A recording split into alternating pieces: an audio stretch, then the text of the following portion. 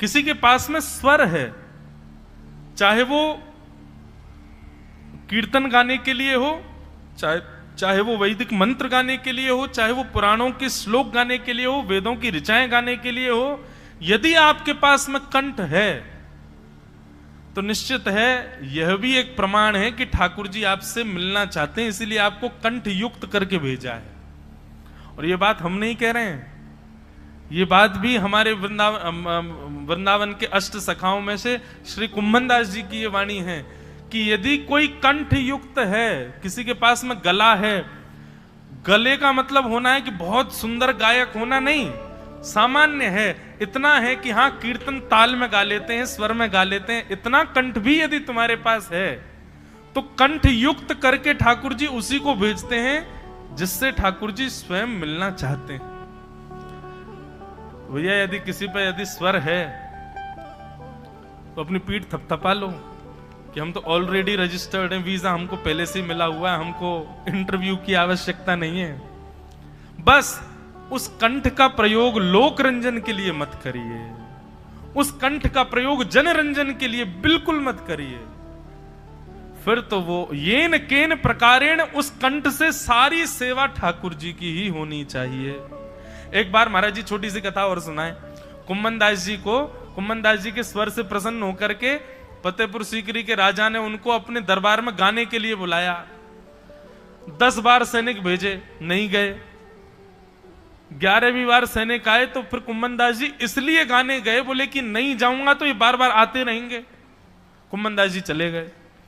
कुंभनदास जी गए तो राजा से कहा कहिए क्या करना है। बोले कि आप एक दिन भैरव राग गा रहे थे, मुझे बहुत अच्छा लगा था, आप मुझे गा के सुनाओ। कुंभनदास जी बोले पक्का है ना, केवल राग भैरव सुनना है, गाने के लिए मैं स्वतंत्र हूं, कुछ भी गा सकता हूं। बोले हाँ शब्द आप कुछ भी गाओ, राग भैरव गाना। कुंभनदास जी बोले अब सुन तू। और कुंभनदास जी ने गाया, भगत को कहा सीकरी सो काम, आवत जात पन्हैया टूटी, बिसर गयो हरि नाम। भगत को कहा सीकरी सो काम, भगत को कहा सीकरी सो काम, आवत जात पन्हैया टूटी, बिसर गयो हरि नाम। जाको मुख देखत दुख लागत, ताको करण परी परिणाम। कुंभन दास लाल गिरधर बिन, और न दूजो काम। कुंभनदास जी महाराज कह रहे हैं, जाको मुख देखत दुख लागत, ताको करण पड़ी प्रणाम। जिसका मुख हमको बिल्कुल अच्छा नहीं लगता, आज उसके सामने दरबारी बनकर के हमको गाना पड़ रहा है, इससे बुरा दिन मेरे जीवन में कभी नहीं आ सकता। आज मेरे जीवन का सबसे गंदा दिन है। राजा अपनी लाज बचाए, कैसे बचाए? उसने तो केवल इतना कहा था भैरव राग सुनाओ, ये थोड़ी कहा था कि शब्द क्या है। कुंभनदास जी महाराज गाते चले गए। अंत में राजा ने कहा थोड़ी अपनी लाज बचाने के लिए दक्षिणा ऑफर कर देता हूं, कहिए कुंभनदास जी क्या दूं आपको? जो मांगोगे सो दूंगा। कुंभनदास जी बोले पक्का जो मांगूंगा सो दोगे? बोले हाँ। कुंभनदास जी झोली फैला करके बोले आज के बाद हमको अपने दरबार में मत बुलाना, और आज के बाद आपका ये जो मुखड़ा है ये हमको कभी मत दिखाना, हमको कभी आपको देखना ना पड़े, बस ये दक्षिणा हमको दे दो।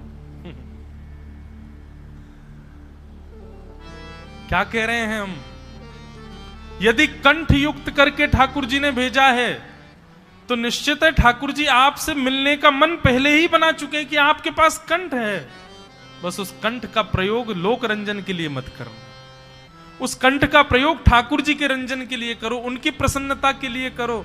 संसार को रिझाने के लिए गाओगे 4 लोग वाहवाही करेंगे, लेकिन ठाकुर जी को रिझाने के लिए गाओगे त्रिलोकी नाथ वाहवाही करे, कितनी बड़ी बात है।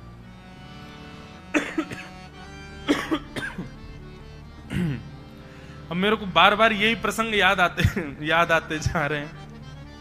ठाकुर जी को गायन इतना पसंद है। कल भी हमने सुनी थी तानसेन की एक कथा। एक कथा और आती है।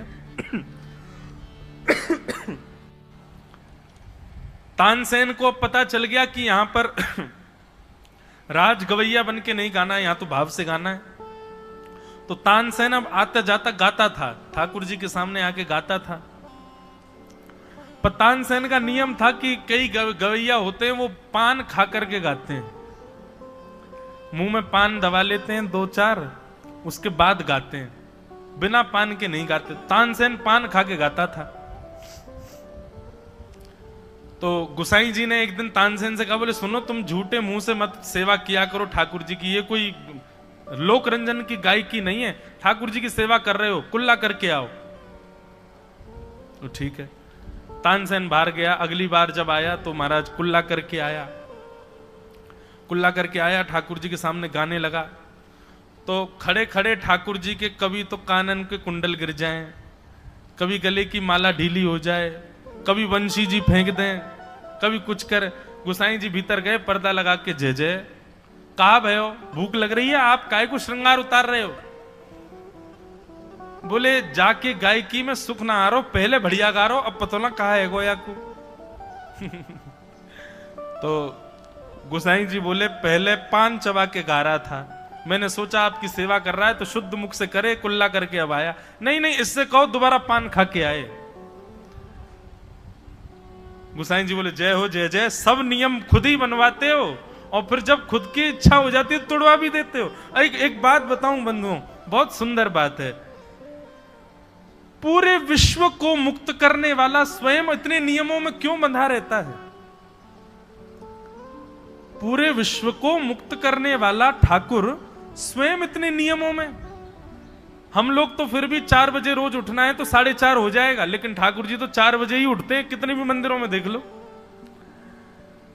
हम लोगों को 12 बजे प्रसाद पाना है, 12:30 हो जाएगा, लेकिन ठाकुर जी का भोग 12 बजे ही लगेगा। और ऐसा नहीं 1-2 साल से चल रहा हो, 500 वर्षों से मंदिरों में वही नियम चल रहा है, एक ही पद्धति। और पूरे विश्व को मुक्त करने वाला एक गर्भगृह में बंद करके बैठा है, निकलते ही नहीं वहां से, 24 घंटा वहीं बैठे रहते हैं। ये कोई आक्षेप नहीं कर रहा हूं, लेकिन इसके पीछे एक बहुत प्रिय भाव है। ठाकुर जी ने अपने आप को इतने नियमों में और इतने दायरों में इसलिए बांध दिया है, मानो ठाकुर जी हमको चैलेंज कर रहे हैं, तुम्हारी भक्ति में सामर्थ्य हो, तुम्हारे भाव में सामर्थ्य हो तो हमारे नियम को तोड़वा के दिखाओ। श्री तुकाराम जी के लिए श्री पंडरीनाथ भगवान का मंदिर का द्वार ही बदल गया। तुकाराम जहां बैठा है वहां मेरा मुख रहेगा। ठाकुर जी नियमों में बंधे नहीं है, हमको चैलेंज कर रहे हैं ठाकुर जी। चैलेंज है तुमको, तुम्हारी भक्ति में सामर्थ्य हो, तुम्हारे भाव में सामर्थ्य हो, तुम्हारे प्रेम में सामर्थ्य हो तो देखो हमारे इतने नियम हैं, हम स्पर्श रहते हैं, हम भीतर किसी को नहीं आने देते, हम समय से सोते हैं, समय से उठते हैं, समय से सब काम करते हैं। तुम्हारी भक्ति में सामर्थ्य हो तो हमारे नियमों को तोड़वा के दिखाओ। वे नियम बनाए ही ठाकुर जी ने इसलिए कि ताकि तुम तोड़वा सको।